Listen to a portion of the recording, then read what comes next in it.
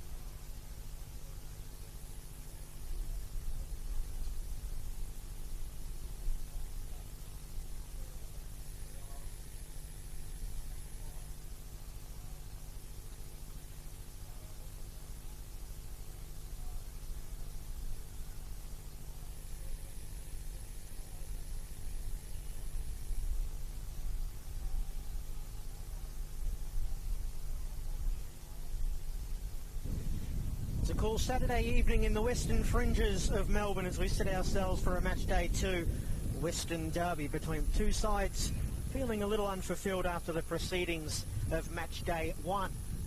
Altona Magic might in a 1-1 draw with newly promoted Melbourne Victory on Monday night, playing at home for the first time this season against a St Albans team that surrendered the lead 3 times last Sunday evening against Dandenong City, ultimately settling irritatingly for a 3-3 draw.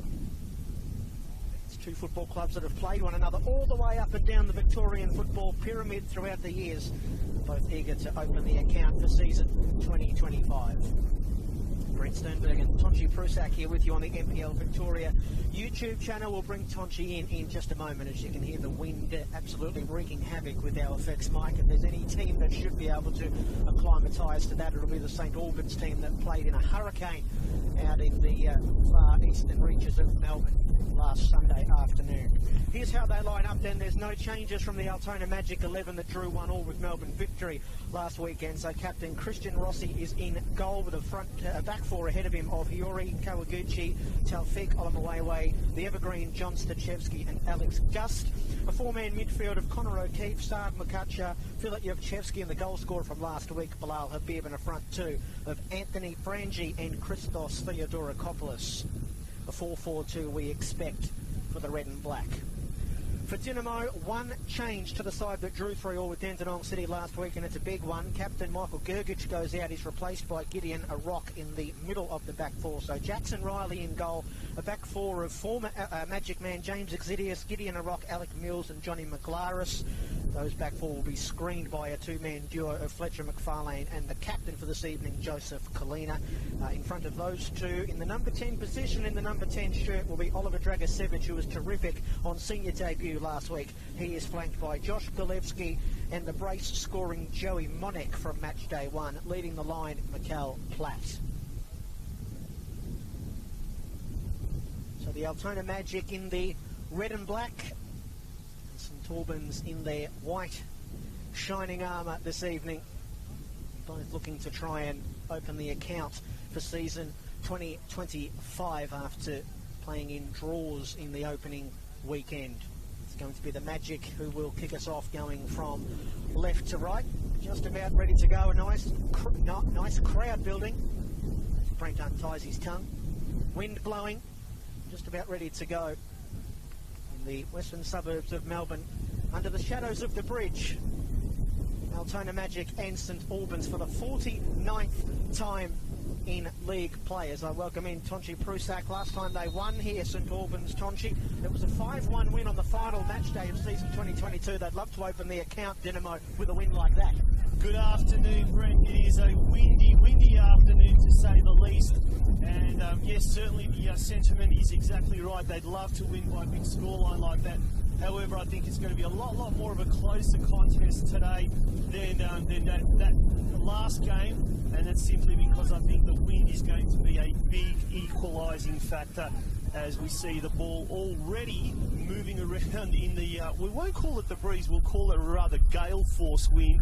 But yeah, it's going to be a very tight contest, and I think a lot of it has got to do with the windy conditions, Brent. Not a big road trip for Dynamo to make this evening as opposed to last week. As an early ball in here for Mikkel Platt, who scored on debut last week, and if not for a brilliant save by the Magic captain Christian Rossi, he may have scored early on here as well, Mikkel Platt, but it's turned behind and an early corner kick for the away side. Yeah, look, St Albans already have signalled their intent to really attack, and as was the case last week, they took the lead 3 times, only for the opposition to very quickly find the equaliser. During the week, Cameron Watson was very adamant that it was 2 points lost, not 1 point gained so much, as we have our very first corner of the game. Be a left-footed in-swinger for Joey Monek.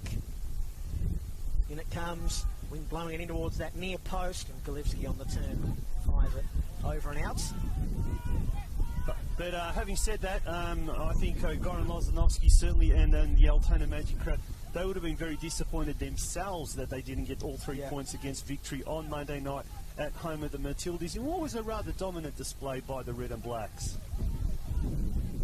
Bilal Habib scoring the goal from the penalty spot for Altona. One of their big off-season recruits from Heidelberg United. And you can really see the ball held up in the air, and it's really favouring the left of screen.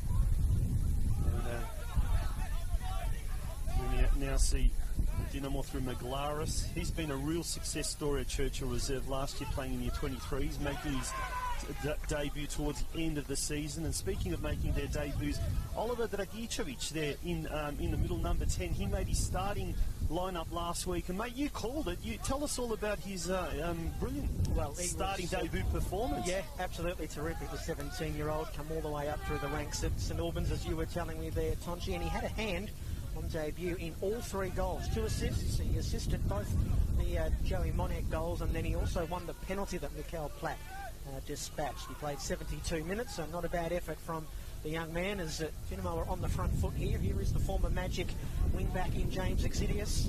He and Joey Monek were dynamite down the right-hand channel for St Albans last week. Here is Dragicevic out wide. Ball in, looking for Platt on the turn. Mikhail Platt denied again by Christian Rossi. And Platt was certainly onside. Mikhail Platt's had a couple of great opportunities already, and on another day might have had a brace. Now Magic looking to spring forward really for the first time in this match. Picked up in midfield by Connor O'Keefe, who goes against Maglaris. O'Keefe, nice looking ball in, and it's turned away and eventually behind by Gideon Arock. And the Magic will take their first corner kick of the evening. That was goalkeeping there from Christian Rossi. It was indeed, but Altona Magic did very, very well there. Very intelligently, they kept the ball low to the ground going into the wind, and they almost reaped rewards there. So it's been a great start already, attacking at both ends, as we now see Theodorakopoulos about to take the corner. Goes to the back post. There's no one there. Mukacha now, just to get it in. As the ball is punched away there by Riley. And it's going to end up with the Dinamo goalkeeper in the end. Platt now, the man, the danger man. He goes out to his left where Gulevski's got the ball. Goes inside the penalty box. He's got 2 Magic players to contend with. And sort of a half-hearted attempt at goal. That dribbles all the way there to the captain, Christian Rossi, in the Magic goals. Joseph Cholina, the vice-captain, another young product of the Dinamo Youth Academy, if you like. He's wearing the captain's armband today. And fun fact about the armband, it is actually given to St Albans Dinamo by their namesake Dinamo Zagreb when St Albans Vice President John Vilosh visited Croatia last year. So it's actually a armband that has made its way, well, from the Champions League to the NPL Victoria competition. I did make mention of that last week, Tonchi, and did I see during the week that at the St Albans gala that they've got coming up later on, that the officials from Dinamo Zagreb are going to be... They're not coming back for the armband, are they? No, hopefully not. Who knows, they might be coming back for a couple of these young players that are certainly already starting to impress. But the NPL Victoria competition, speaking of impressing, has been nothing short of super impressive in these opening 2 weeks. And Brent, I'm so excited, just like a lot of people are. This, I think, is going to be one of the best seasons in a long, long time. Big crowds, lots of goals, some fantastic action, and some very, very talented youngsters coming up through the ranks to boot. Dinamo in their 50th season this season. Yeah, it's been highly anticipated, this 2025 campaign. Obviously Preston coming up for the first time in a long time. Melbourne Victory as well. We know the swagger and the intrigue that they always add. Turnover in midfield. Platt going against Olomawewe.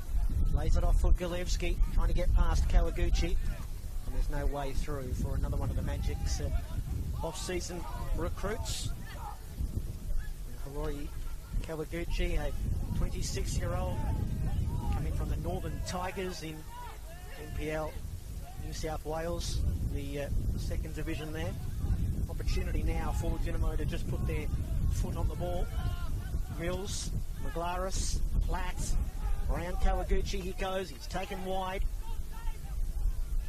Trying to get past Yevchevsky. Yevchevsky dispossesses the hulking centre forward for Dinamo. It's out for a throw in. 49th league meeting, as I mentioned off the Off the top there, Tonchi. Magic lead. The head-to-head 20 wins to 16 with 12 draws along the way. This season, last season I should say, both teams, they traded home victories. It was a 3-2 victory for St Albans on match day 22 at Fox Street. They were down 2-0 in that game. Dynamo come back to win 3-2. It was a Joey Connick 63rd minute goal that was the decisive strike in that match. The only game that St Albans won last season coming from behind to win, and earlier on in that campaign it was a 1-0 win here for the Magic. Darcy Anastovsky penalty was enough. Maglaris now again. And, sea of red and black players around Maglaris and Gillespie. Ball goes out of play. It is going to be, looks like Maglaris copped it on the ankle. The referee coming over just to make sure everything is fine. He's just catching his breath, I'm sure of that. Very good crowd in attendance despite the very, very windy and squally conditions, and there are still people making their way from the some latecomers as well. So we're in for a treat this Saturday evening. Super Saturday soccer. Or football, however you want to call it. There's Platt now. He's got 3 players around him. He manages to keep them away. Maglaris now tries to cross it in, but it's cleared away there, right in front of our commentary position. And it is going to be a throw-in to Dynamo. For the Dynamo fans that have come here this evening will be coming here expecting, I think, good things after that good showing last week at Frank Holohan, as it's picked up in midfield by Exidius. Receiving it back from Monek. Clanks off the angles of Makacha. Habib trying to dig the football out of a tight little spot there. Makacha twisting and turning. Now the Magic can go forward. Kawaguchi and O'Keefe, the Scotsman from Peterhead Football Club. Rolling adjacent to the byline. Kawaguchi back for O'Keefe. Offside. Wandered into an offside position. Yeah, Dynamo fans, I mean, I know there were a lot of people around the traps coming into the season that maybe had St Albans as a smoky for a finals contender. They have played finals for... They've recruited really well in the off-season. They will be disappointed not to have won last week, of course, after leading on 3 occasions. But Tonchi, if they are to be a finals contender and a team that's chasing that 5th or 6th spot, one of those last placings in the finals, this is a game that they really should have their sights on winning. I know it's only match day 2. I know it's away from home, but Altona are a team that people are thinking, their sights should be set on just trying to survive this season. Yeah, very good point there, Brent. Absolutely. It's games like these that you really, really need to start collecting points. And we saw Dynamo did very well to survive last year when they won 5 out of their last 6 games. And so they're very capable under the tutelage of Cameron Watson. And Cameron Watson now has had the St Albans coach has had the benefit of having a full pre-season. He's recruited very, very heavily, as we see now O'Keefe looking once again to cross the ball, and that was Habib, I think, probably didn't judge the ball under the conditions as well. Break for the St Albans outfit. Monica flicks it beautifully on that occasion. Oh, there we go. Sorry, that's Dragic. Nice little feint there. He crossed it in. Here's an opportunity for Dynamo, and it was Fletcher McFarlane, a first-year player who's already been elevated to the leadership team at Dynamo. Just wasn't, I guess, placed as well as he would have liked to, but St Albans already looking rather ominous in attack, Brent. They are playing some nice football, St Albans. That was a lovely, deft little back heel from Dragicevic there down the right-hand side. Fletcher McFarlane, we mentioned him last week when he had a long-range effort. He has only scored, I should say, 1 goal in 73 appearances. He's not a known goal scorer. He's come over from Hume City, one of a few players, handful of players that has followed Cameron Watson to Fox Streets. And like you say, he's only a young guy, 23 years of age, but immediately elevated to the leadership group. But they are playing some nice football, Dynamo, and they are the team that look like scoring first. They've had 2 or 3 really good opportunities. Magic captain Christian Rossi's been a busy man through the first 11 or 12 minutes or so. I'm really impressed so far by Platt. He really seems to be a great target man. He's obviously got some silky smooth skills, but he's also got he's very strong, very robust there, and already he's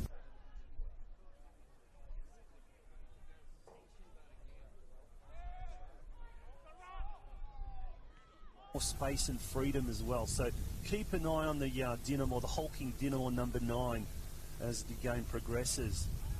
Another one of the ex-Hume City players, as there's surely a foul there on Balil Habib. Right in front of the grandstand on the far side there, and they certainly look like they're well protected from the elements, the folk on that side. Out of the wind, unlike Tonchi and I, our cameraman up here on the gantry. I think we need harnesses, mate, otherwise we're going to get blown away. But here's Alexander Gust.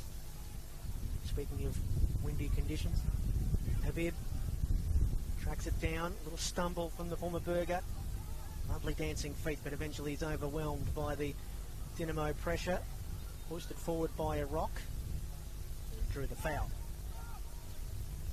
Comes highly credentialed Gideon Rock, who's playing for Adelaide City in NPL South Australia last year, but he has spent time in the youth setups at Adelaide United and Melbourne City from South Sudan.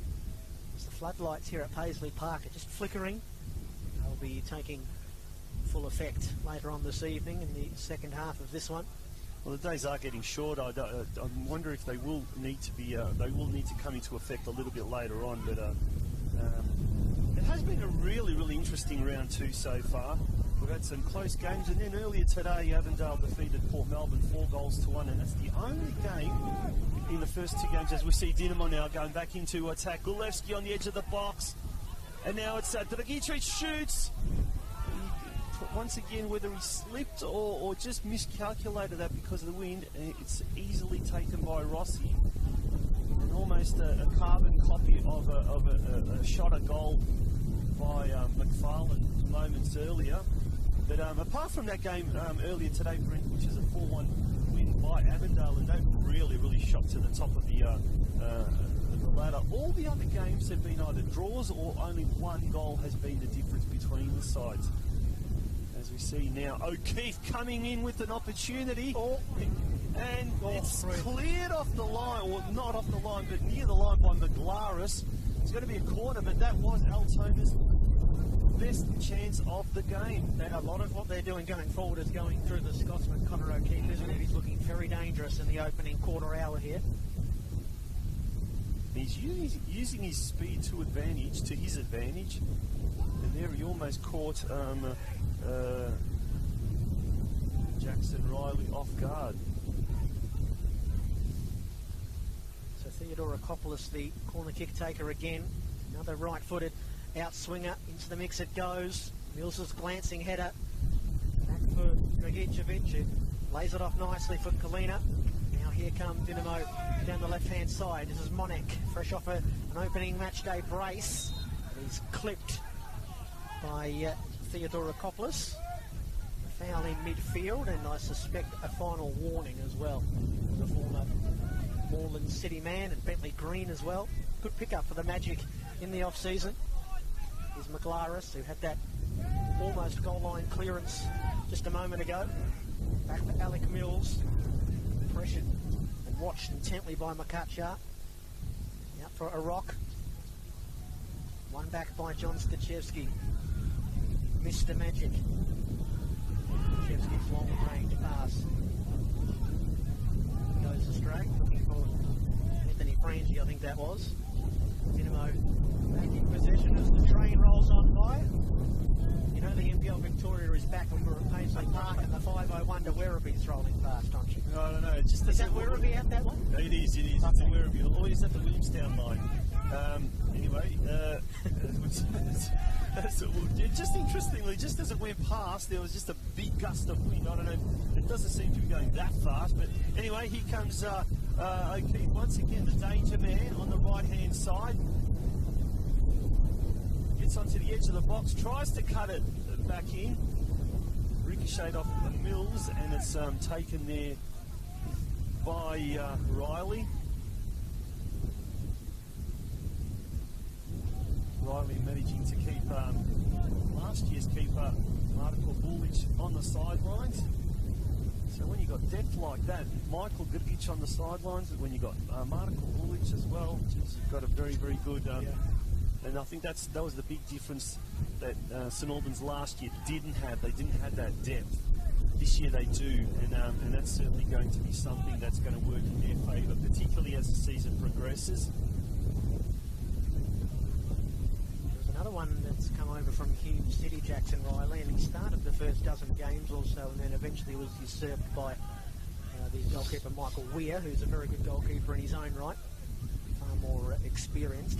Magic is starting to come into the game now, and it's in no small part due to this man, Connor O'Keefe. It's a wicked ball into the box.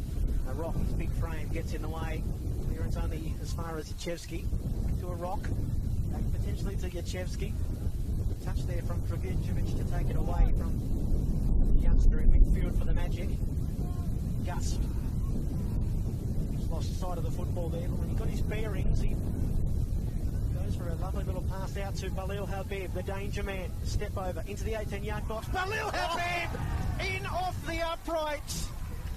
And despite the fact that Dinamo have been much the better team in the opening 17-18 minutes, just one little piece of magic from the Magic and Balil Habib.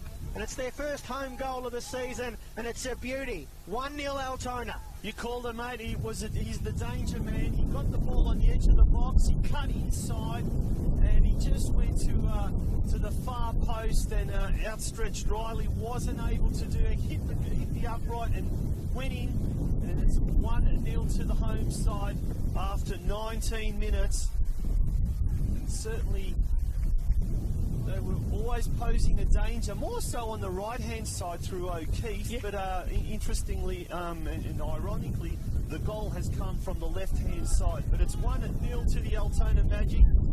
And now St Albans Dinamo find themselves in an unfamiliar situation for season 2025, and that is to actually be one goal behind. Altona's first lead of the season, of course, Balil Habib's second goal. He's back on the ball here, winning the sails of the Magic now. We mentioned he's a former Heidelberg United player. Of course, last season he was playing for West Vale Olympic in the State League 2 Northwest. There you go. I'm going to go out on a limb and say he would have been one of the best attacking players in that particular division, because he's certainly certainly that in this division. Yeah, absolutely. And it's great hearing stories like that, because you often find some diamonds in the rough in the lower echelons, I guess, of the state league. And occasionally you get these type of players that do step up to NPL level, and they do exceptionally well. And that is really a real feel-good story, I think. 24-year-old, just made the 6 appearances for West Vale last season. One goal, but was very dangerous, mostly coming off the bench for Heidelberg United in 2023. He's almost a like-for-like replacement for Buljuach, who left Altona in the off-season for Heidelberg United.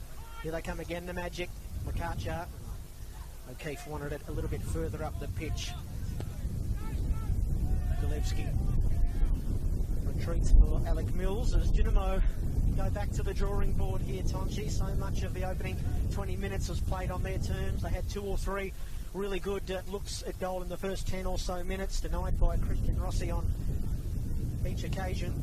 And then just a goal, not quite out of nothing, but just an individual piece of magic from Balil Habib. Yeah, pardon the pun, but it was magic, a bit of brilliance, a bit of magic from the Magic, but Arup now has the ball.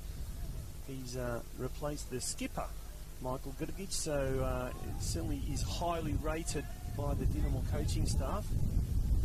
His disposal there was a little bit left to be desired. Maglaris, who's done really well. He looks for Platt. He's got him now inside the penalty box. Mikael Platt, he's got 2 players to contend with. He tries with his left foot to cut it into Oliver Dragicevic there, but it's now the Magic looking for that fast break. The danger man, Habib, gets it on the far side. He's got Arup to contend with. Cuts back once again on his right side. Mills manages to clear it away. Monek there just over his head. He couldn't do anything on that occasion. Stoichevsky now lobs it high, looking for O'Keefe.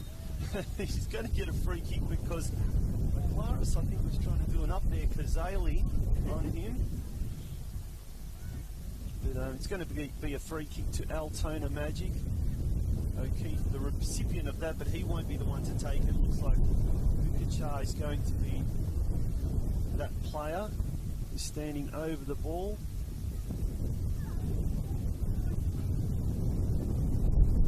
A couple of the tall timber for Altona Magic standing near the back post, just inside the penalty box.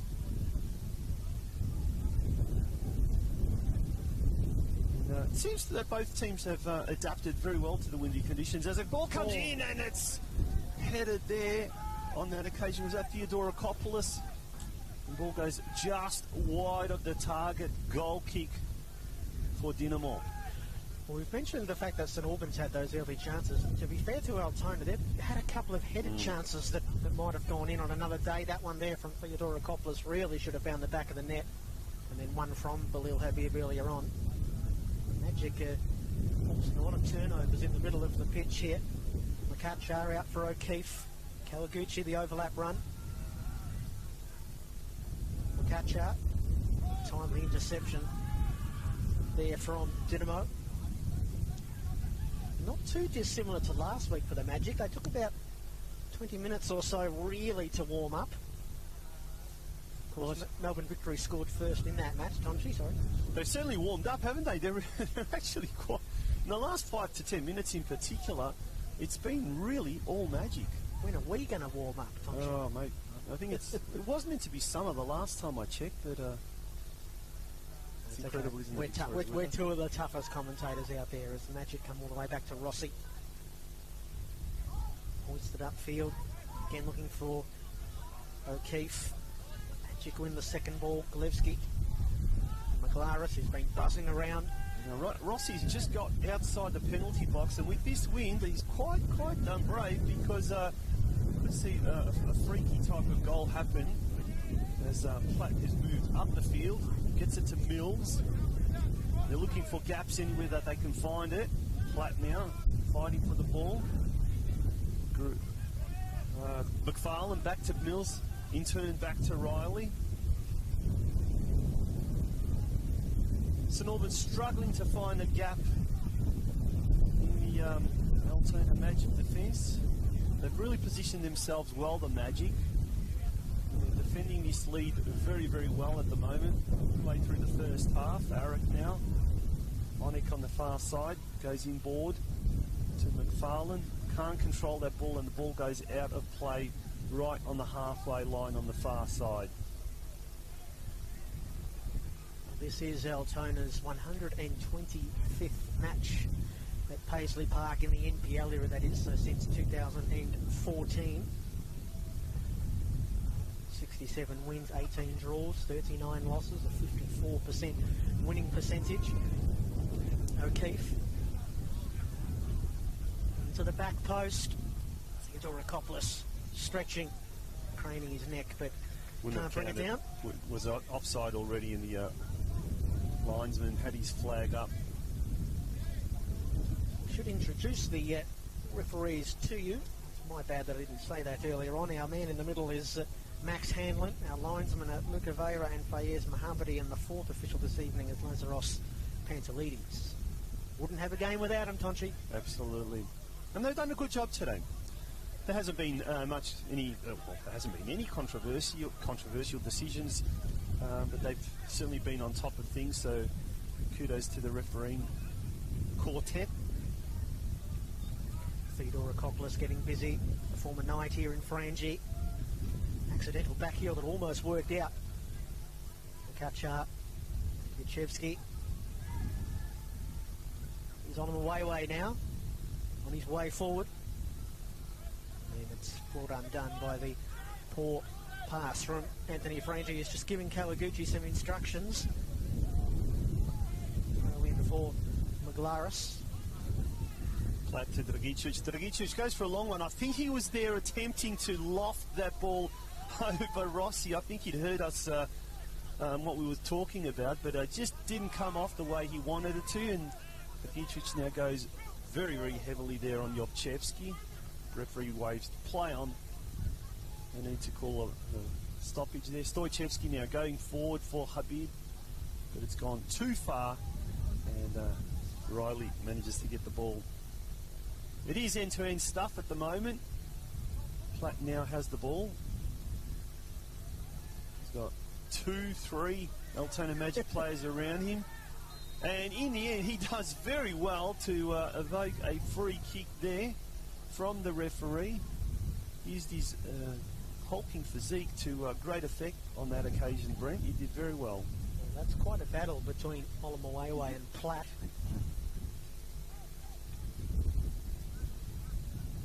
Two big figures going at it. So a set piece here for St Albans with the wind blowing at their back. They had a few set pieces in and around the 18-yard box last week, Dynamo, and they didn't really put Dandy City under that much pressure. And it comes from Monek.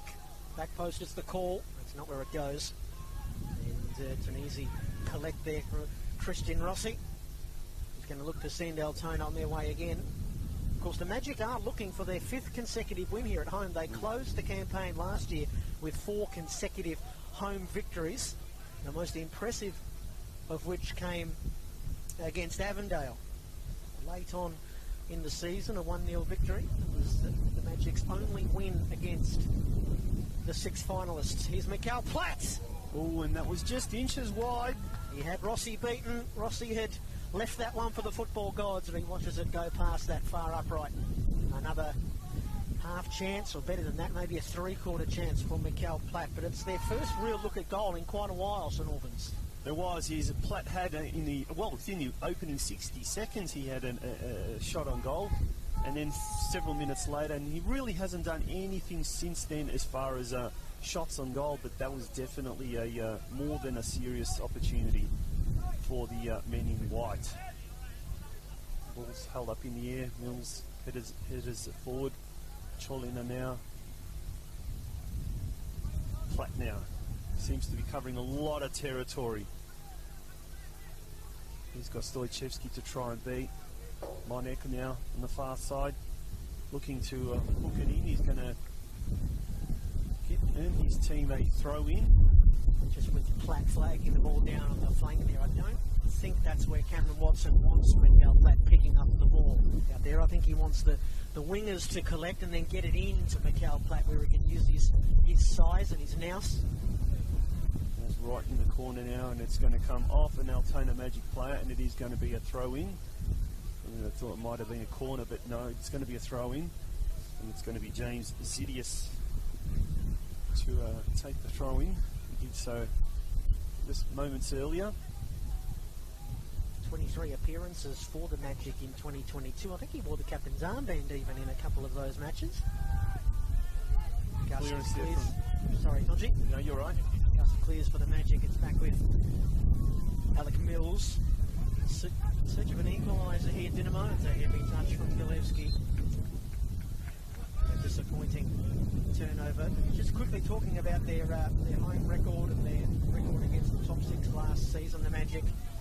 That win over Avondale, they only won 1 win, 1 draw and 10 losses against the finals teams. And in those 12 matches, they were outscored 28 goals to 6. So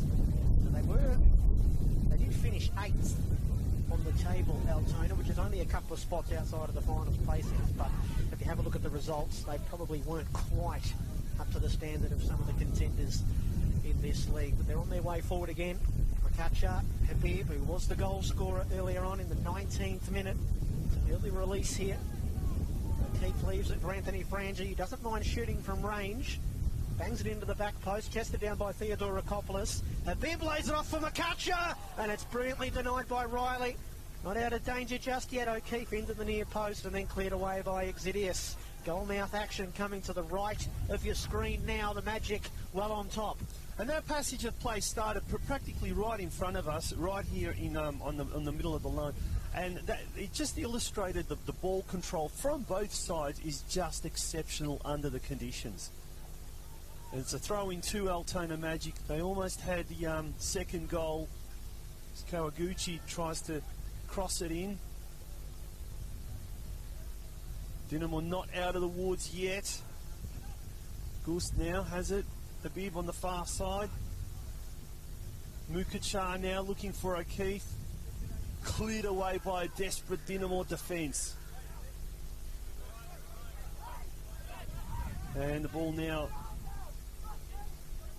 ends up just in front of our commentary position here. It's a throw in to Dinamo, quickly taken by Maglaris to McFarlane. Dragicevic, he's been in everything at the start of this game. So too has Platt.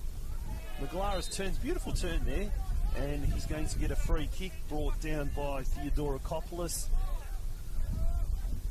And no complaints there from Theodorakopoulos. And his opposing number 10, Oliver Dragicevic, is going to take possession of the ball. Joey Monak's there as well. So it's the right footer and the left footer. McFarlane moves over. There's going to be a bit of a huddle there, a bit of a chat what they're going to do. I suspect they're going to go to the back post. We saw the value of having a left-footed winger on the right wing last week, didn't we, with that third St Albans goal. Eric's there at the back post, so too is Mills. The ball comes in Eric's direction. Zinnius now. And a bit of a wasted opportunity there. The wind took that and probably allowed a little bit too much to go up in the air. And it's going to be a goal kick now to Altona Magic. And we've gone 33.5 minutes in his first half. Magic looking very, very comfortable. After a somewhat uncomfortable opening, but they've certainly, ever since their goal, they certainly look like they've been in control of the match. Dinamo somewhat getting a little bit frustrated, not able to find an avenue through the tight Magic defence.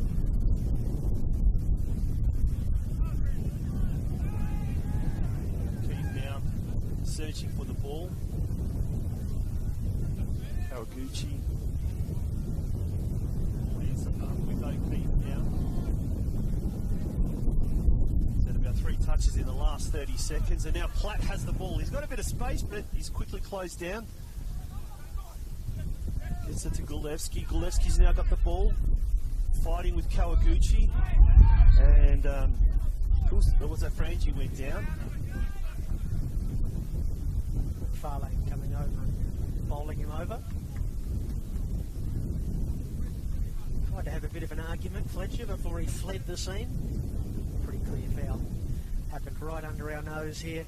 Cameraman bringing you some great pictures while I'm away under the shadows of the commentary gantry. We certainly hope you're enjoying this Saturday night football action wherever you are. And hopefully... And here we go, here's an opportunity for Altona Magic, and it's going to be cleared. No, and it is a goal. It is a goal in the end. It was Frangie, I believe, who scrambled that ball home from close range. Just wasn't cleared away by the Dinamo defence. And I'm just going to confirm that, but I believe it was Anthony Frangie. Yep. Scored that now in the 36th minute, and Altona Magic have doubled their lead here at Paisley Park. Jackson Riley did so well to make that initial save, but he just didn't quite parry it away from danger. Right there on the spot, Anthony Frangie to turn it home. Wow. Dinamo have a real uphill battle to get back into this game. I think they're really finding the windy conditions harder to deal with the wind than Magic, who are going into the wind. Magic have been playing a very smart game, keeping the ball low. As Maglaris now looks for Gulevsky. Turnover, but back to Maglaris. Knocks it back to Mills now, and they have to restart. The next 10 minutes now before half-time are going to be very important to the visitors. It's the second foul that Anthony Frangie has drawn in the last 2 or 3 minutes. bookending that goal that he scored, the first for him in the red and black of Altona. He returned to the NPL Victoria this season. He was playing for Hills United last season in New South Wales. Of course, he's known to Victorian football fans. He was with the Melbourne Knights going back a couple of seasons now. That's officially his 6th goal in the NPL Victoria, and a goal to give the Magic a 2-goal cushion as we creep our way towards half-time. Kawaguchi with a throw-in. You know, 3rd goal before half-time for the Magic would be devastating for St Albans. Cholina now. There's a bit of space now for Dinamo. Monek got dispossessed for energy again. It goes out to O'Keefe. Unable to control it the way he wanted it with the first touch. And the ball goes out of play. McLaris was the last one to touch that, and the ball is going to be a throw into Altona Magic. No doubt Cameron Watts will be starting to curate his half-time speech, and he'll be hoping at worst that the scoreboard at half-time is 2-0, but Altona certainly pressing here. Rakopoulos back for Olamawewe. Running forward, O'Keefe. Olamawewe keeps on going. Now the centre-back with the cross into the near post. Frangie, I think, got a glancing touch, and then it's cleared behind by Exidius. The Magic piling on the hurt here will take the corner kick. That was another dangerous piece of play, and it all seems to come from this right-hand side, isn't it, Brent? All the penetrating crosses, the runs, they seem to, and it's O'Keefe has had a really big part to play. Probably one of the best players in the first half, without a doubt. And every time he gets the ball, it's just you can sense something is going to happen. All hands to the pump then for St Albans. Rakopoulos take the right-footed in-swinging corner kick. Short for O'Keefe. Rakopoulos heads out towards the edge of the 18-yard box. Chevsky back out by McFarlane. Johnston-Chevsky coming up from the back. Put that down as a pass. Rakopoulos looking to open up the angle. His shot is blocked. Cleared by McLaris. Wave after wave of red and black at the moment. Platt. Maybe a chance now for St Albans to spring forward. Kawaguchi wins the foot race for the football. Habibu's appeared on the right flank. Is brought down but not fouled. Kawaguchi takes the football away. Can't get it in behind Alec Mills, who plays it out of touch, and Altona will have a throw-in on the fringes of their attacking third. McLaris is screaming for a free kick there, but the referee wasn't having any of that. It is going to be a throw-in to be taken by Kawaguchi for Altona Magic. Dragicevic now for Dinamo. To Cholina. Knocks it to Monek. Player on the far side. Goes to that play. It's Zidius. Can he keep it inside? No, he cannot. Ball goes out of play. That was a good example of Dinamo just struggling to control the ball under these conditions. What do you think Cam Watson will be saying at half-time? Will it be about that? Try and control the football a little bit more? Well, I think what he has to say is that the second half has to be a completely different game to what the first half has been. They had the aid of a very strong wind. They didn't take advantage of it, but and so there's a player down, and it looks like a yellow card has been given to Arok. The referee has brandished the yellow card in his direction.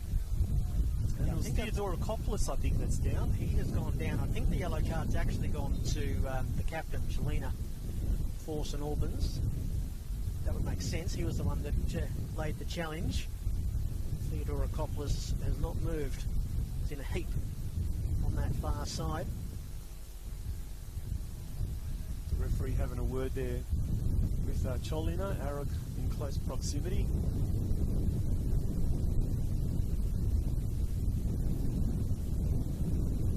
First half that hasn't had a lot of spite in it. A relatively mundane first half for the referee Max Hanlon to keep charge of.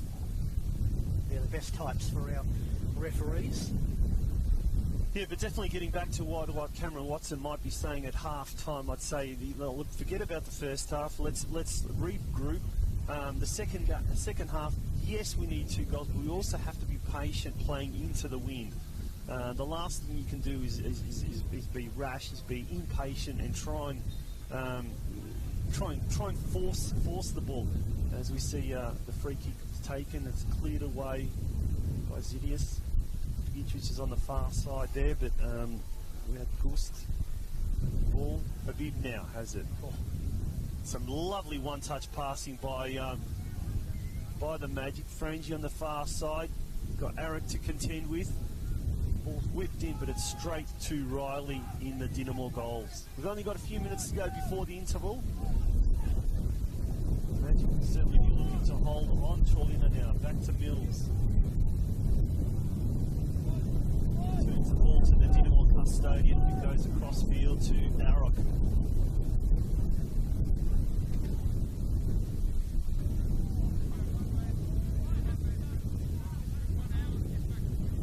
Certainly the wind has not slowed down one knot this if anything, I think it's even more blustery now than it was. Arik now goes forward. Habib, who's drifted back to help his team, and ball goes forward. This is an opportunity, but he's offside. That was Golevsky. I just waited for the linesman to call it. It was blatant offside there. Little eager there, Josh, to try and get into the action. I think he was just trying to sneak through Golevsky there, hoping no one would notice. Well, he was hiding in behind the big frame of Oliver Wayway, but just got a little bit too far upfield. The former Hume City winger, they'd love to be able to find a goal on the stroke of half-time here, St Albans. That's what they were able to do last time these two met on match day 22. Altona led 2-0. And it was a Brian Summerskill goal right on the stroke of half-time that gave Dinamo some belief going into the half-time change rooms. Brian Summerskill is on the bench this evening. Wouldn't be surprised if there's a half-time substitution. I think Cameron Watson is a very, very astute tactician. I think he'll be very, and I wouldn't be surprised if at half-time there is a change. Just a correction, that was a Luca Cabrera goal in first half stoppage time. As there's a ball lofted forward for O'Keefe, who is also offside. Brian Summerskill scored early in the second half of that particular match, and another yellow card coming out here. That was for O'Keefe kicking the ball away. So one colour-coded caution apiece. No regained possession. Golevsky this time is onside.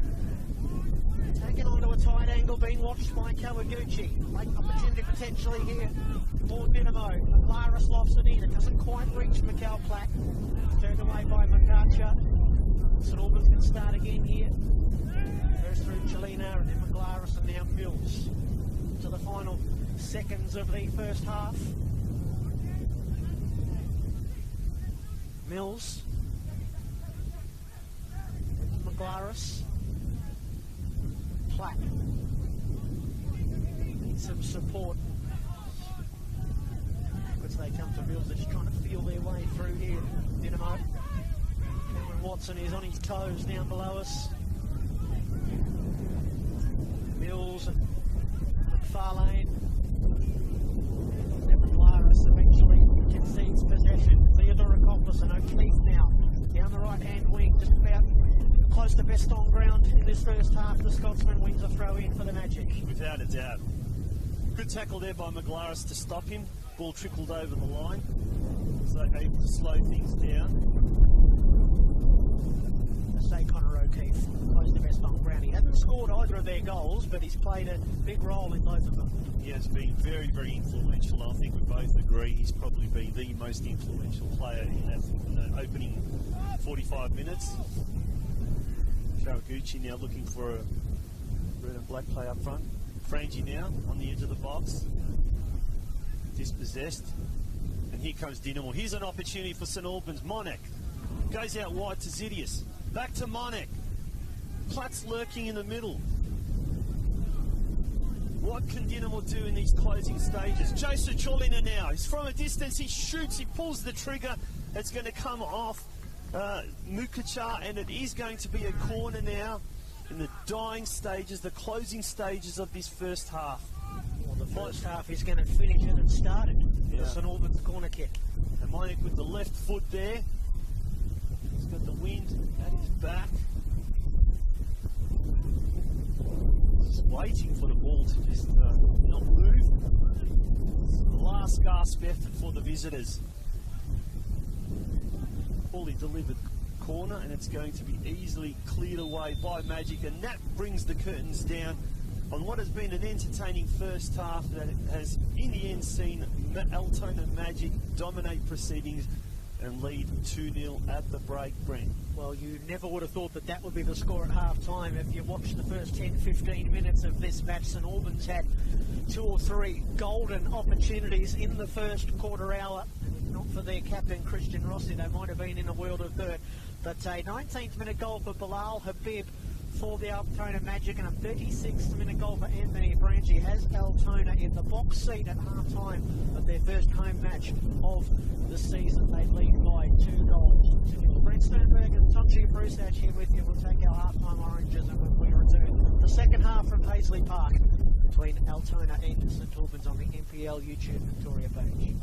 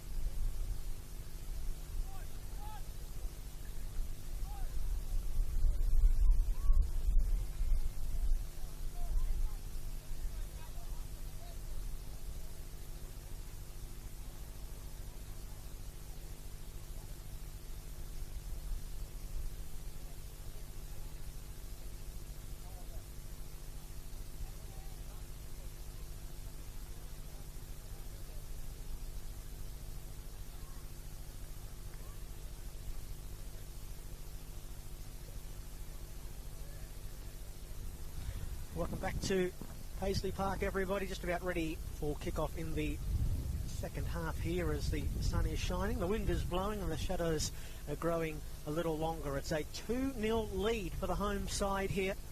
Goals in that first half to Belil Habib and Anthony Franchi after St Albans really dominated the first quarter hour. And then after they conceded, they poked and prodded and tried to find a way back into the game, but it's a 2-goal deficit they face. So we go for the second half. Brent Sternberg and Tonji Prusak here. Where on earth do we go in the second half here for St Albans, Tonji? Well, it has to be it has to be a game of two halves. The way they played in the first half, the way they started in the first half, and it has to be completely different, obviously, because of the adverse weather conditions. Anthony Frangi down again. Yeah. I think there was an incident in the first half where he fell almost in an identical position.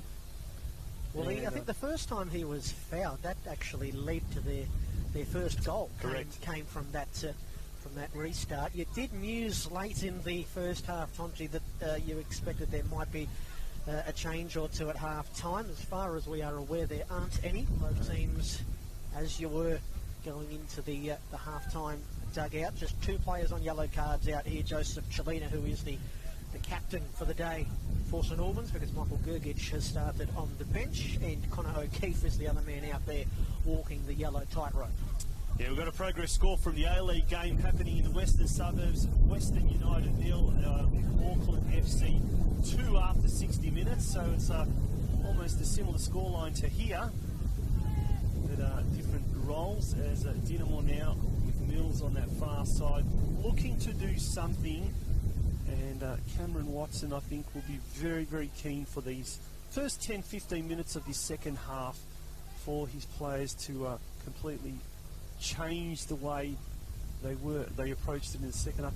In the first half, as Platt now in the corner now, wasn't able to keep the ball in play, and the ball is going to be a goal kick. Yeah, I think he's not afraid to make the big changes.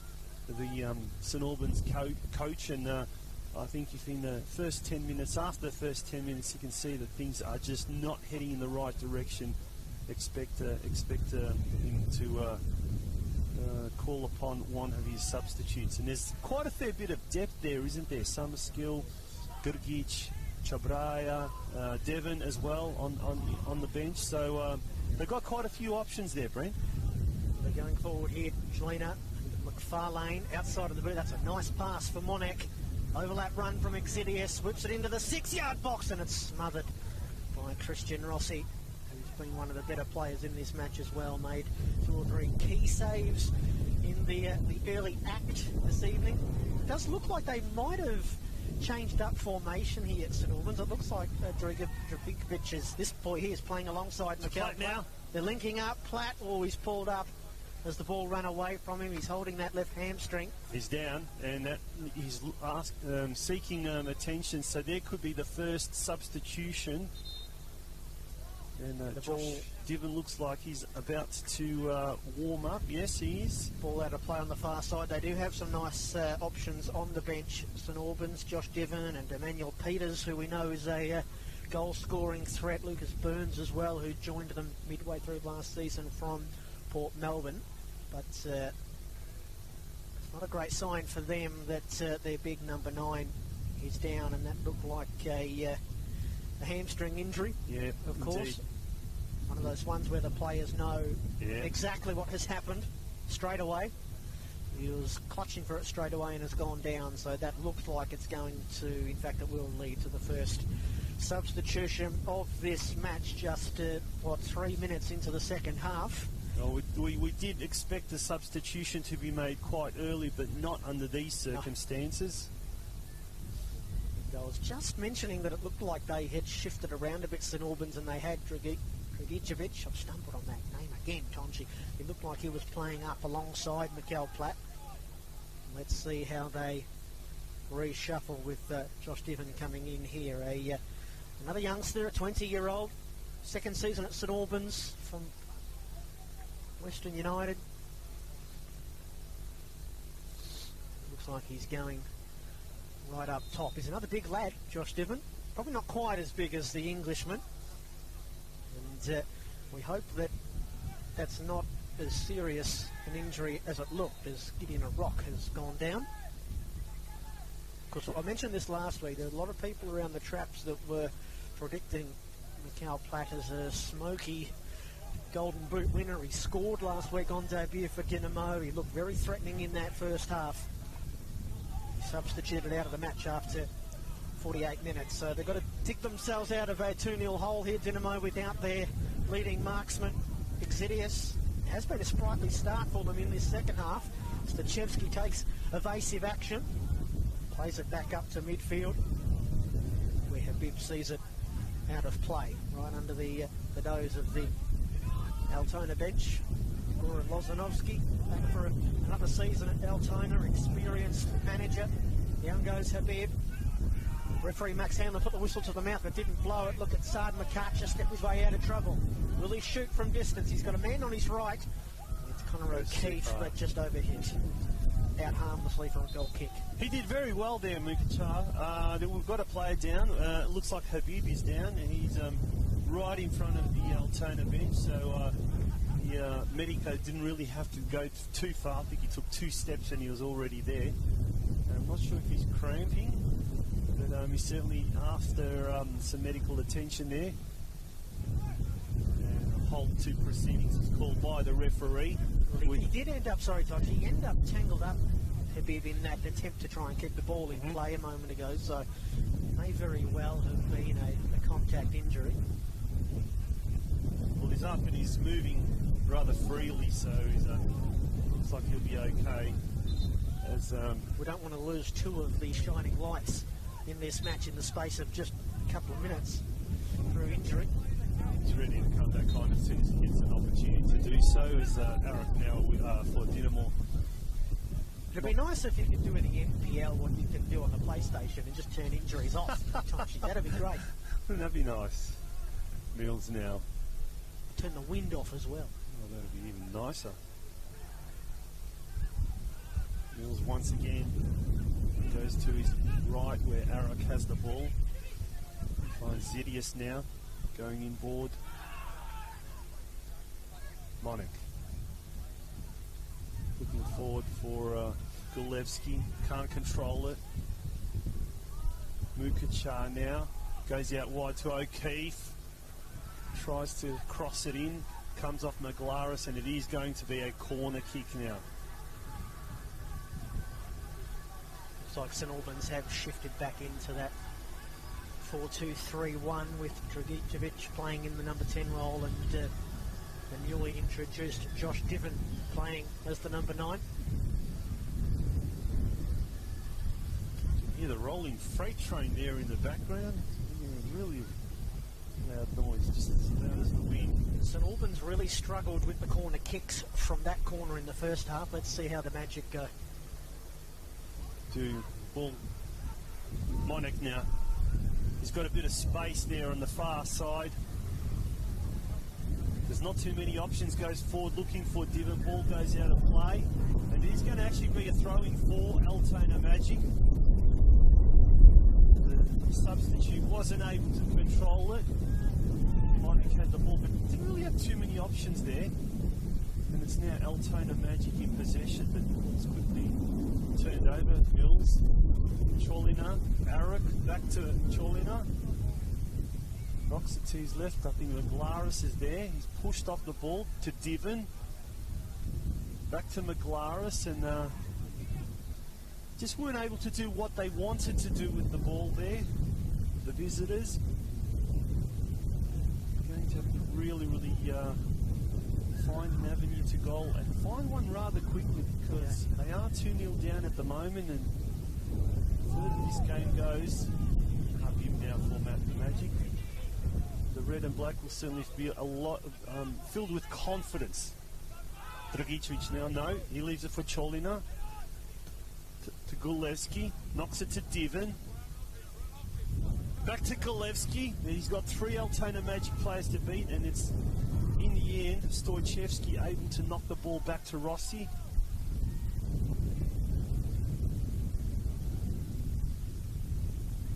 Theodorakopoulos tries to keep it down. Viv now has the ball. It's the Magic. They're knocking the ball around with a great deal of confidence at the moment. They're doing very, very well. Just being impressed with McArcher in midfield. Gave it away there, but he's been great. Good work there by young Chevsky. Now McArcher, that man, plays it forward. Keith, I think he was able to stay on side there, but the wind has just taken the football away from him. It's important to keep in mind St Albans. I did mention this last week, Tonchi. They were not very good at pegging back leads. We mentioned their only come from behind victory was against Altona the last time they met on match day 22. But they weren't very good at showing up late in games. They were the only team in the NPL top flight not to score a goal in second half stoppage time. The only team not to score a goal after the 90th minute. Of course, they've still got a long time before we get to the 90th minute, but we are 10 minutes into the second half here. And although they've been a little bit better, Dynamo, compared to how they ended the first half, haven't looked like pegging this margin back. Gust makes a break onto the football, dances past a couple. Frangi out for Habib, who's recovered from that knock. Lays it off for Theodorakopoulos, who's trying to bend it into that far corner, I think, but it's gone straight into the midriff of Jackson Riley. Riley now looking for options further afield, goes to Arok right there, who knocks it to Cholina. Maglaris on the far side. Back to Mills. Got the sun in his eyes. That's not helping matters much. Riley to Arok.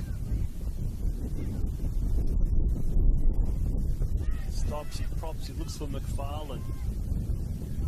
Hideous. Turns it away. Monac back helping his defenders. The Dynamo players are increasingly becoming a lot more frustrated as the game is progressing. They're just unable to penetrate the Magic. Arok now. It certainly looks like there's going to be a substitution made for Dynamo. There's activity on the sidelines. Football ops manager Jason Zeri conversing with the fourth official, and it looks like it's going to be a double substitution, in fact.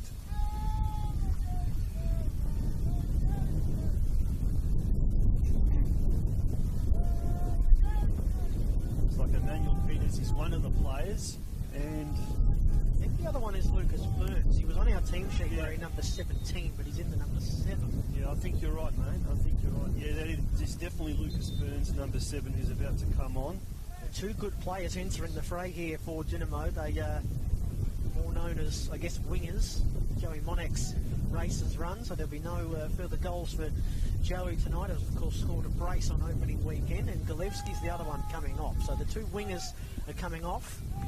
Let's see if that's where Lucas and Emmanuel line up when the dust settles and we get play underway again. Yeah. Emmanuel Peters, by the way, when he came on last week, didn't score but looked electric. Well, certainly it's a shock factor that Dynamo needs, and as we said, Cameron Watson is certainly not afraid to make some big tactical decisions. Cholina now trying to break away. Olamawewe has it on the far side. Interception there, is that Burns, who's already got the ball. Divan trying to fight hard for it. Cholina now. Cholina goes forward. He's got a bit of space, but he hasn't. He's overrun the ball. He somehow gets a bit of a clip there on his ankle. Gets a free kick. It's a tough character, Jason Cholina. He's rubbing his ankle now, but it seemed to affect him too much. Arok now back to Mills. On the halfway line. Forced to go all the way back to Riley to Arok.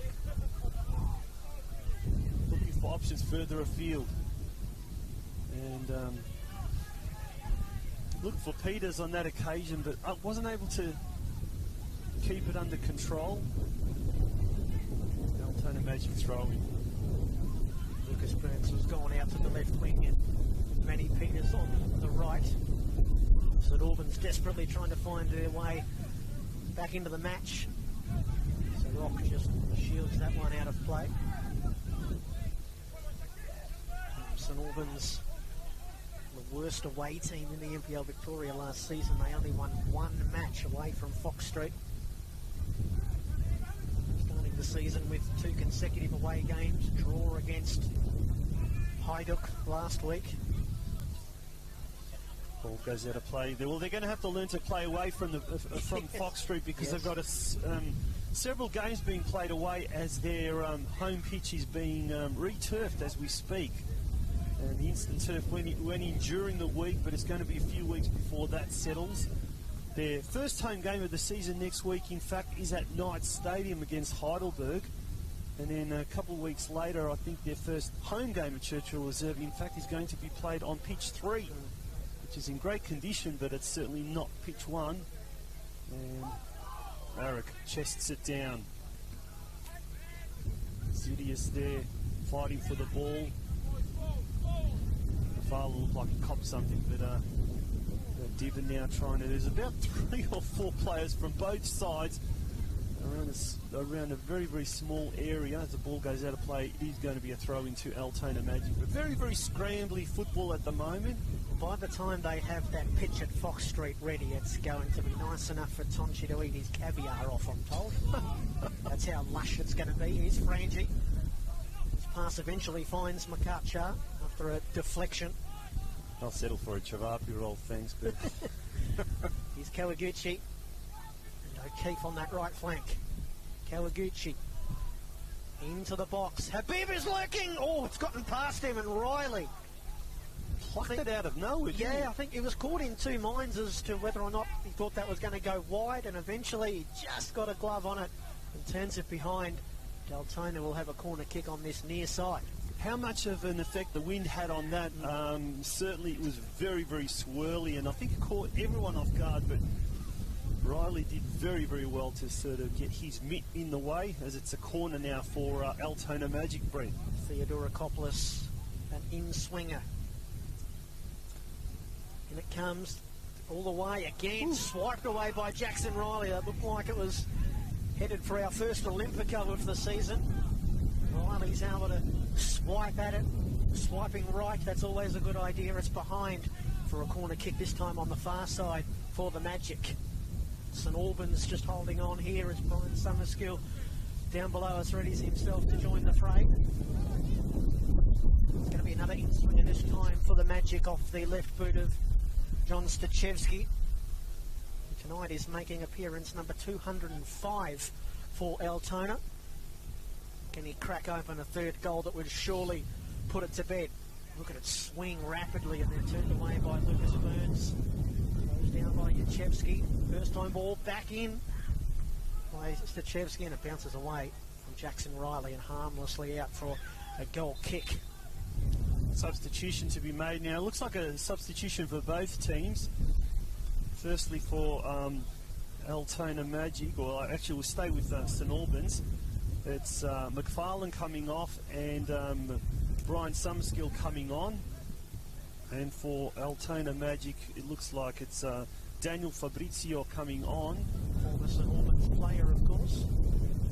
He replaces Connor O'Keefe, and that is quite a shift from O'Keefe this evening. Yeah, O'Keefe looks absolutely knackered. He's been really running himself ragged today, so he's done very, very well. Probably had a bit more of a quieter second half than he has the first half, but definitely one of the most influential players in the first half. And you know, we'll certainly have got all their attacking players on the park now, as we now see Zidius goes out wide to Peters into the corner there. Tries to get around his player. Now he cuts it back in, and here's an opportunity for Dinamo. Dragicevic wasn't able to control it. Cholina now has it. Inboard to Summerskill. Knocks it back all the way to Mills. Dinamo look a little bit more ferocious now in the last few minutes. They've got to be, don't they? They have to be. There's no option. And Cameron Watson, he's thrown a kitchen sink at the opponents. He's really brought on all the heavy hitters. It's Magic now, though, clearing the ball out of defence. Mills, though. No, that's Dragicevic. That was quite ambitious move to have a shot. Oh, well, that wasn't Dragic, Summerskill, sorry. Had that shot from about 25, 30 metres out into the wind. Well, he does have form, Brian Summerskill, scoring from range. He's got a couple of beauties last season from distance. Yes. Once again, Oliver Dragicevic has gone up to play in a front two alongside Josh Diven. Altona trying to play their way out the back. Kawaguchi hoists it up. Pitch for Frangi, it's out of play. Dinamo having a good little spell here, at least in possession. A rock. Back for Mills. Summerskill's going to pull the strings in midfield for Dinamo in this final 25 minutes or so. Links it up with Lucas Burns. It's closed down by the red and black shirt. Maglaris, first time ball over the head of Diven. Does well to keep it alive. Exidius strikes from range. It takes a wicket deflection. Regathered by Emmanuel Peters, who goes against two. Habib and Gusty goes past them to the byline. Rifles it into the near post and denied by John Stachevski, who knew where to be. And it's behind for a Dinamo corner kick. I'll tell you what, if Dinamo manages a goal in the next few minutes, we're in for a grandstand finish. There's a lot, ever since the substitutions have been made, as we said, a newfound ferocity has appeared amongst the Dinamo players. Burns and Dragicevic over the ball, looking for options. Arrox there, Summerskill, Mills, Diven, all those players at the back post, and I think that's where the ball is intended to go. Summerskill lurking on the edge of the box. He's got a lot of space. I wonder if they're going to aim for in there. It's Dragicevic who's going to take the ball. He's going to the back post, lofts it high. Arrox there with a shot, or with a header, I should say. And then safely taken by Rossi. Maglaris under it. Wind really playing havoc with players from both sides. Dragicevic unable to control it there. Mukacha. A handball there by Summerskill. Guilty. A bit of a smile there on Brian's face. He knew he wasn't going to get away with that one. Not fooling anyone there, Brian. Oh, no. Sets up a set piece in a nice spot here for Altona. All their tall timber going up to await the ball in from Theodorakopoulos. Habib. Glaris goes down off the play there. He's screaming to the linesman on the far side for a foul. The linesman on the far side is just saying, get up and stop it. And now Max Hanlon's coming over to Paul Rank. Telling the boys there on the far side to just calm down. Glaris and Frangi, the two, mired in a scuffle. No cards to either player, just a word of caution by the referee. Still we await Theodorakopoulos. Altona looking for the third goal. Oh, and it sits here nicely potentially. Frangi reaches for it. Gust couldn't do much with it. He was in a difficult, compromised position, and in the end it's out for St Albans' sake, thankfully, and harmlessly for a goal kick. It was in fact an offside, actually. An offside that was called. The linesman had his flag up. So in that scramble there, someone may have been, well, must have been offside.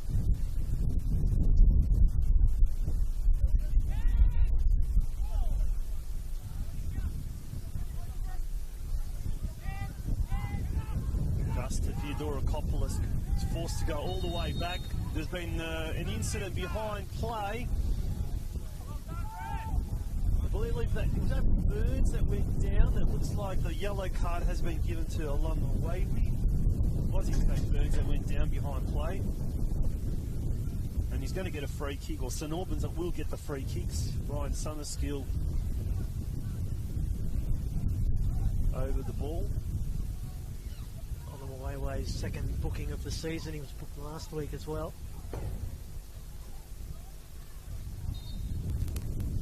Summerskill out for Emmanuel Peters. They've all lined themselves in the 18-yard box. They've just got to get it in there. Peters does. Ooh. Oh, it flashed right across the 6-yard box. It's tracked down by Lucas Burns.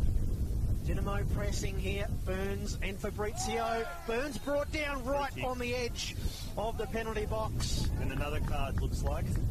Was that Fabrizio or was that Kawaguchi out there? I think it's going to Fiore Kawaguchi. I think you're right. It was Kawaguchi there who got that yellow card. Can't see the painted edge of the box, but that must have been very close to the penalty area. But alas, it's a free kick for St Albans right near the byline. Yeah, it certainly looks like it's a metre or 2 metres out there. Either way, definitely not a penalty. There's always going to be a free kick. And here's a very good chance for Dynamo to pull one back. They need it. As we've gone now 70 minutes into the game. As the referee blows his whistle, set to Peters now. He's pushed. Is that no call for a penalty there? He went down. But wasn't able to control that header, and it is with Rossi. Altona Magic. Of course, now tries to go around Peters. Cholena knocks it into Gust. Quickly takes the throw in to Summerskill. Summerskill's been quite influential since he's beat. Come on, Arok now. Goes inboard to Mills in the middle of the park. Back to Summerskill. He's drifted all the way back. Dragicic now. To Cholena. Goes out to the left to Maglaris. He's got Burns on his left-hand side. Burns now. Zidius. Out to Peters on the right. Pokes it through looking for Summerskill, but went too far. And Captain Christian Rossi for Magic has the ball safely in his grasp. Less than 20 minutes to go. Time running out for the visitors. Gust goes forward. Barrett now tries to keep the ball in play. Ball goes out of play. It's going to be a throw into St Albans. They'd be pretty happy for the most part, Altona, with how this second half has transpired. They haven't really had too many nervy moments defensively, that is. St Albans have had a lot of possession. They've poked and prodded. They've got a lot of ball out on the flanks. Yep. They haven't really been able to create those big opportunities. Is there one to come? Vujovic loses possession. Frangi, one of the two goal scorers, plays in the other one. Habib's first touch was beautiful, but he's thwarted again by the offside flag. Unlike a couple we've seen in that this match, I reckon that one was very close. Habib, the first goal scorer in the 19th minute. Anthony Frangi scored the second for the Magic in the 36th minute.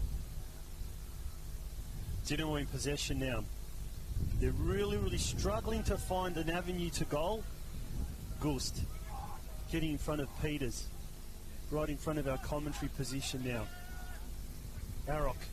Oh, there's a cool play there by the tall centre back to Cholena. Switches the ball very quickly to McLaris. The youngster's done well today. Cholena, the captain, standing captain. Summerskill. Goes too far for him. Habib knocks it too far now, and it ends up with Riley. Mills has had a lot of the ball in his second half, and a lot of the Dynamo players have. They just can't seem to do anything with it. Maglaris now looking for Divan further afield. He loses possession. Ball goes out of play there by Olamawawi. I think he's going to get a free kick there for a little bit of a clip by Divan. Alec Mills, you mentioned there, Tonchi, was playing for Preston last year in the second division. Now with St Albans, formerly Bentley Greens, and spent some time also in the A-League with Brisbane Roar, Melbourne City as well. Bit of a journeyman. Into the final quarter hour we go. Is there to be some late goings on here at Paisley Park or Altona? Are they able to shut the gate, the Altona gate, sealed their first win of the season? Well, they were once known as Altona Gate Baghdad, so play on words there. Steven tried to intercept the ball there. Dragicevic, Summerskill now has the ball. Lost possession rather cheaply on that occasion. He had Emmanuel Peters on his right hand side who was screaming for it, but he got lost in the wind. And it's Frangie now, who was going to take the throw-in, but he leaves it. It's all in an attempt to have some seconds tick away. I think so. Gust now has the ball. Looking for Habib. Mukichar was dispossessed. A little bit of pulling and shoving, and free kick against Mukichar, who was tugging on Emmanuel Peters' Guernsey. A little bit more time wasted. I wonder if the referee's going to be forced to dig into his pocket and get a card. Summerskill now to Mills. You can really sense that the Dinamo players are starting to get a little bit impatient. And some cheap as Arak clears the ball away. Some cheap turnovers happening. Half an opportunity there to pounce on the error, but just a couple of the Magic players, their wires crossed. A couple more changes are imminent for the Magic. We're going to have Mohamed Al Howley come in to the fray, and also Dejan Barka-Danikowski as well. In the meantime, we're awaiting a throw-in adjacent to the 18-yard box here for Altona. The sun sets over old Melbourne town, and now the floodlights are starting to take effect. Kawaguchi's happy to win another throw-in. Still the substitutes down below us wait.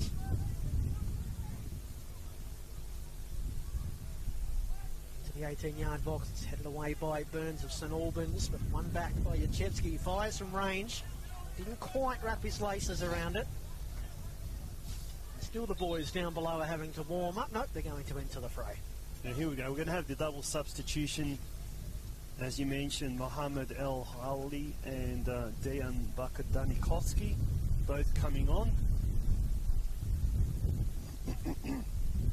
Tafik Olamawewe, his night is done. It's Chris Theodorakopoulos as well, who's also coming to the bench.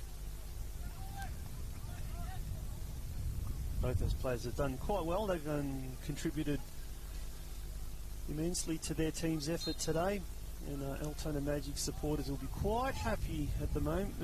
Very content. They're certainly in the box seat at the moment.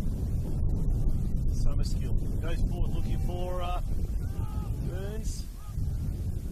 No, sorry, that was Maglaris, but it's cleared away by Altona Magic. I think that was it John Stojewski? Occasion. Still got some juice in those 31-year-old legs. Johnny Stachevsky, 12th season here at Paisley Park. First played here in 2010, made one appearance off the bench that season. That was the season that Altona were relegated 1 year after winning the top division championship. That has only happened twice in the history of Victorian football.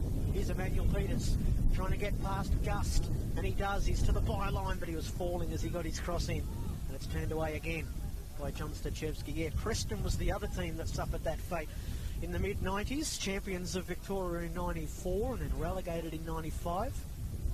Altona champions in 2009, relegated in 2010. Can you imagine if that happened this day and age? Imagine if Oakley were relegated. It would never happen. Hard to believe, would it? Throw in here for Exidius. Chevsky right up and down the chimney. Alhorley and Fabrizio and Kawaguchi, they all combined to get the Magic out of a tight spot. to the final 10 minutes we go. Fabrizio's going to give chase here. Well, he did give chase, but he bowled over Johnny McGlarus unceremoniously, and an easy foul for our official Max Hamlin to pull out there. Yeah, free kick is quickly taken there by Mills, and he's got the ball now, goes to his right. Arrock's there. He's got Zidius to his right, but he opts to go back to the keeper, Riley. Ball finds itself back to Mills, and Summerskill now is covering a lot of territory. He's doing everything in his power to get Dinamo back on track. Arrock. Further afield now, Cholina with the ball. Burns was pushed over, and he's going to get a free kick. The referee kept the action flowing just to see if there was going to be any advantage. There wasn't.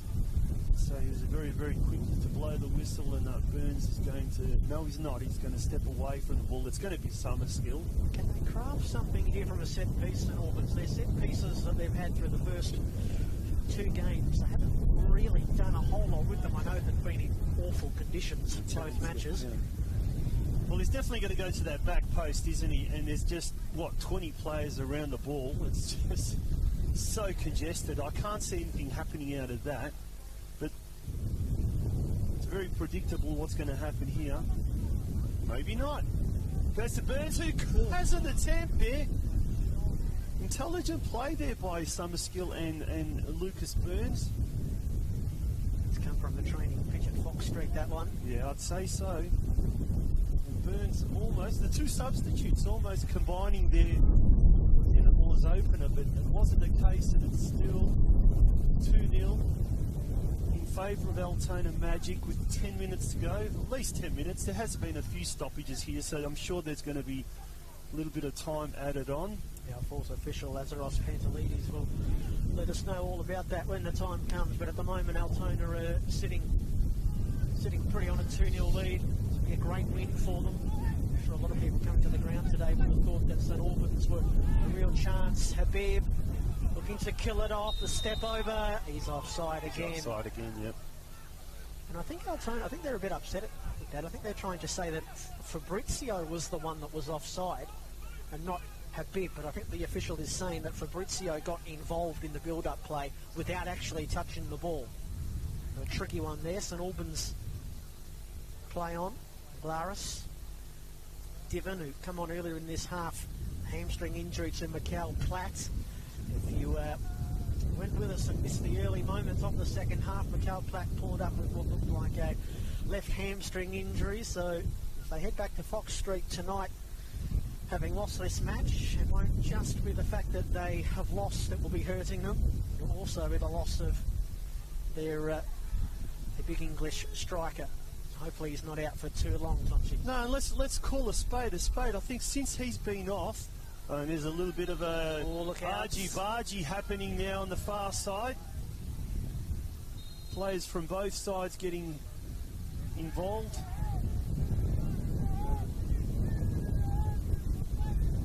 Hamlin just watching on, happening right by the fence on the far side there. Some shirts being pulled. Finally, it's starting to disperse. It's the first real big flashpoint that we've had in this match. I dare say we'll have some cards coming out here, maybe after Max Hamlin has a discussion with a couple of his comrades. We'll just have a look at. We'll stay with the action there, but. Play was a big loss, yeah. Ever since he's come off, that's the referee waving McGlarus away. He's conferring there with his assistant linesman. Yeah, something happened that sparked all of that, and I think this discussion might be what colour card are we going to show. I'm not entirely sure who the perpetrator was. The linesman on the far side, though, well placed to have it all right practically in front of him. We only have one player out there who is currently on a yellow card. That is the St Albans captain, Joey Cholina. Who's going over there to talk to the referee, I guess in his capacity as captain.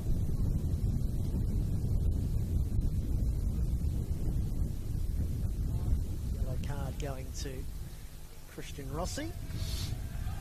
And it's a red card now to McLaren. Okay.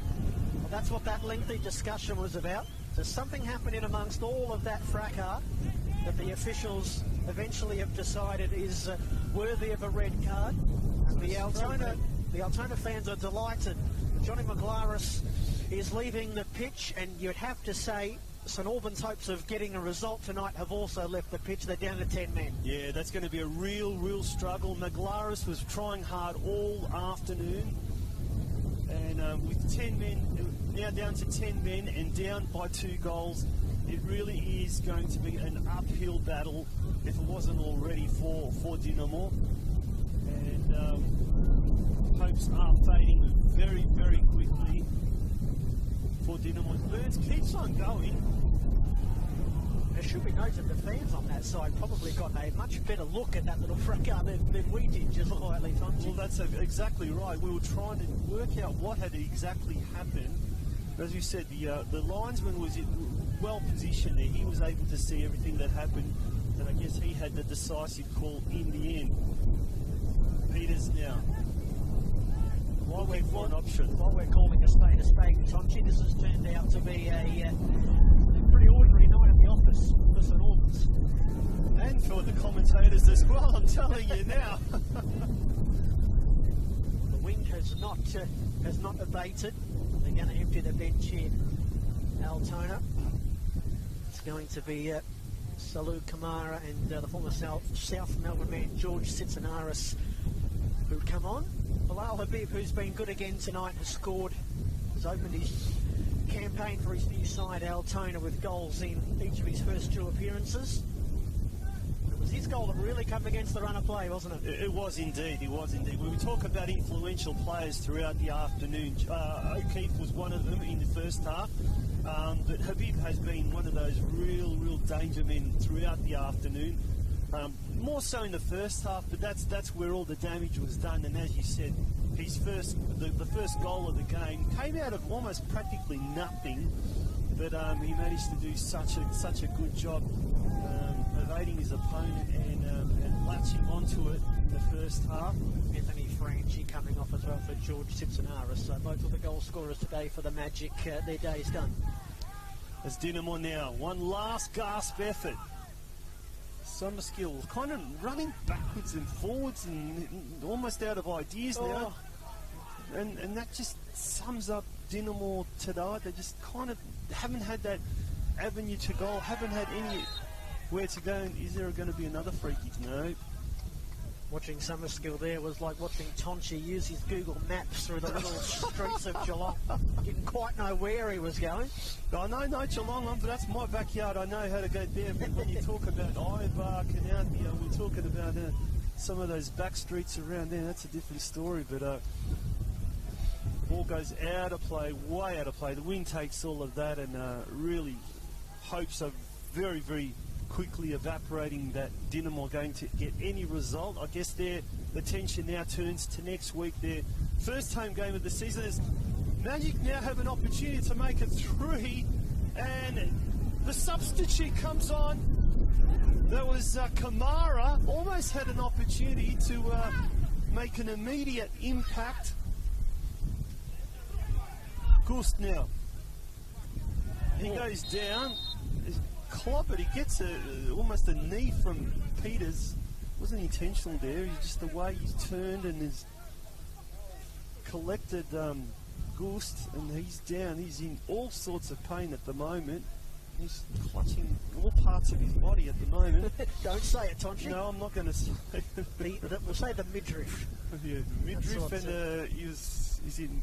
Now it's his face, and geez, he's going to have a few bruises tonight, the youngster. It was like he was in the washing machine. He was battered. Oh, yeah. All around. Just quickly, while we're talking about the road ahead for these 2 teams, so Altona, we mentioned it earlier, away next Friday night to Preston, so that'll be an interesting match. A big Macedonian derby. Yes. That's going to be a big crowd. Back at home the following week, Altona to the Dandy Thunder at St Albans, as you mentioned, Tonchi there.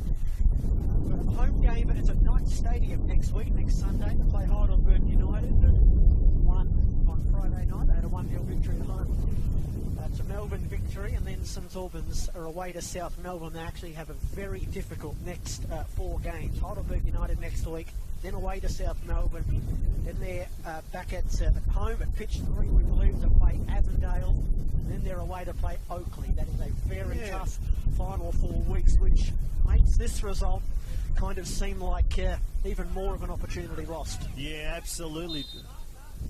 As it's an Altona Magic free kick, Mukachar. Looks like Arak is down. Something happened behind the play. We've had a little bit of that in the second half. We've had a few off the play incidents, and just quietly, Alex Gust he's come from the ground. He hasn't been substituted out. He's just catching his breath, if you know what I mean, Tonchi, after those whacks. Arak is back up and running as well. Mukachar waiting for the referee to give him the okay, and he's got that. The ball comes now toward the far post. Mills tries to clear it away. So remember, it's 10 on 10 at the moment. Augustine's just come back on. So the numerical equality is there. Has now been nullified, and the Altona Magic have got a man extra on the field. That is because McLaris was given the red card moments earlier. We do have, just by the way, 5 minutes of time added on at the end of the 90. Can Dinamo do something? Well, they haven't managed to do it in 90 minutes. Can they do it in 5 minutes? Let's see. Cholina to Peters. Captain now, Cholina. Got a couple of players around him. Goose to just come back onto the pitch. Manages to knock that ball out of play. Cholina to Summerskill, looking for Peters, a little flick on. Comes off Cholina, and it's going to be a throw in.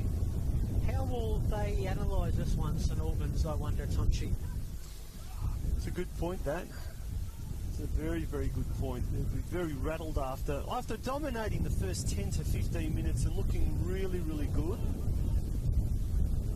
I'll harp on the fact that the loss of Platt is a big one, is a major one.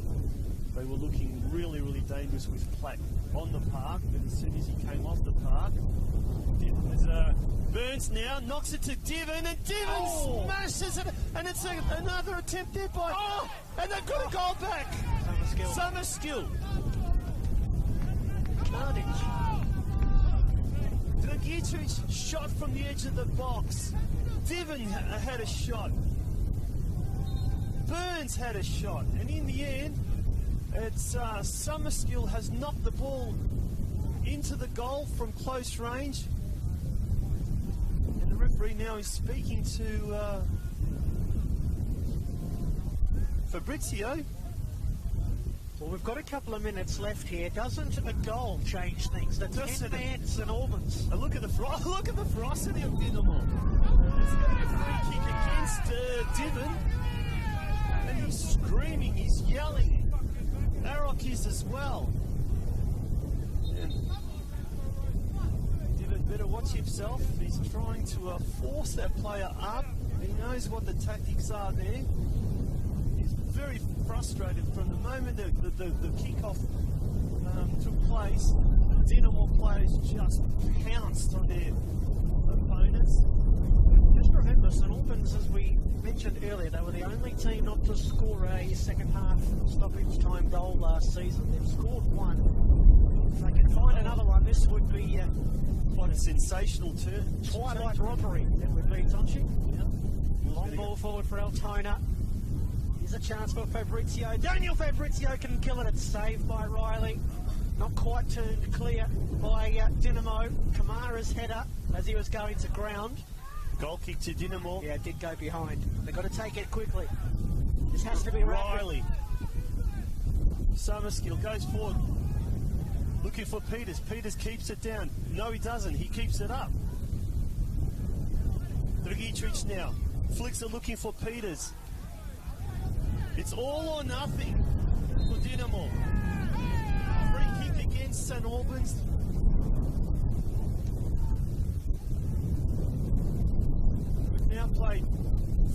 minutes of stoppage time. There's probably another 2 minutes left, if that. Max Hanlon, our referee, is just signalling to his watch, letting everybody know that he's keeping an eye on it. Initially we were promised 5. I reckon you're right, Tontry. We may go to 6 or 7. Yeah, there's been a bit of stoppage in this second half. Dragicevic pushed. Mukacha manages to get the ball over onto the far side. And that's an offside. It's going to be a disallowed goal. That was Fabrizio, managed to squeeze in. But now Ara quickly takes it. There's no time to lose here for St Albans Dinamo. High ball looking for Divan. Pushed off the ball.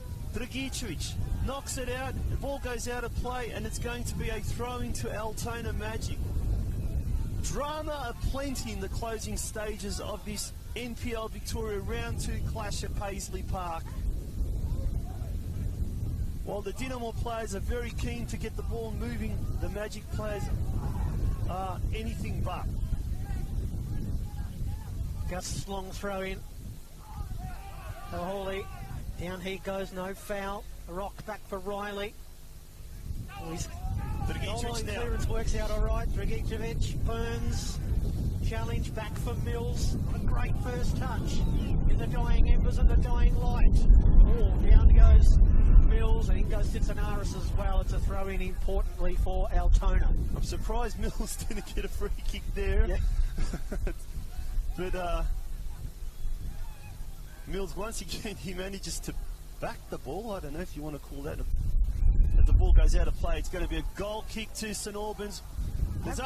Sorry, Tonji, I have to say, I'm surprised that Altona are still going for this. I mean, they lead by a goal. I would have thought that they might have tried to set up shop a little bit. Yeah, no, Eric now with the ball. Sidious tries to get the ball forward as quick as possible to Divan. And then there it is.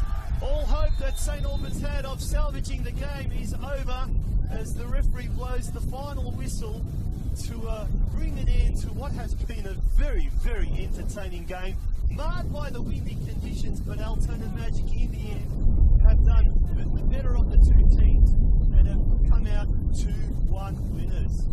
Well, that is a wonderful victory to start their campaign, certainly at home for the Altona Magic. They probably come into this one as slight underdogs, but their wonderful home form that they finished last season with spills over into 2025. It was a great start for St Albans. They had all the run of the play and the golden opportunities, but it was Bilal Habib against the run of play after 19 minutes who scored for the Magic. And then about 20 minutes later, it was Anthony Frangi who scrambled a goal in after a frantic passage of play. A red card for Johnny McGlaris late on in the match made it difficult for Dinamo. They did pull one back in stoppage time after chaos in the goal line as they hit the crossbar, the upright, and eventually it was turned home by Brian Summerskill. And they just ran out of time, Dinamo, and it's another away defeat for St Albans. So a 2-1 win on the night for Warren Lozanovsky and the Altona Magic. A win and a draw through the first 2 match days, and a fine win at that. That might do us this evening. We've got one more match to come for you this match day, everybody. Tomorrow evening, the pick of the round, I reckon. South Melbourne and the Melbourne Knights, the original derby. Steve Curtin and Lockie Flanagan on that one. You couldn't find a better commentary duo to take you through that match. Well, Brent Sternberg and Tonji Prusak is maybe the only better duo. The second best duo. A wonderful win at home under the floodlights for the red and black. Thanks for joining me, Tonji. Thank you. Thank you to our cameraman as well. In the end, a good home victory for the Magic. The final score here at Paisley Park. A very windy Paisley Park. Altona Magic 2, St Albans 1. Good night.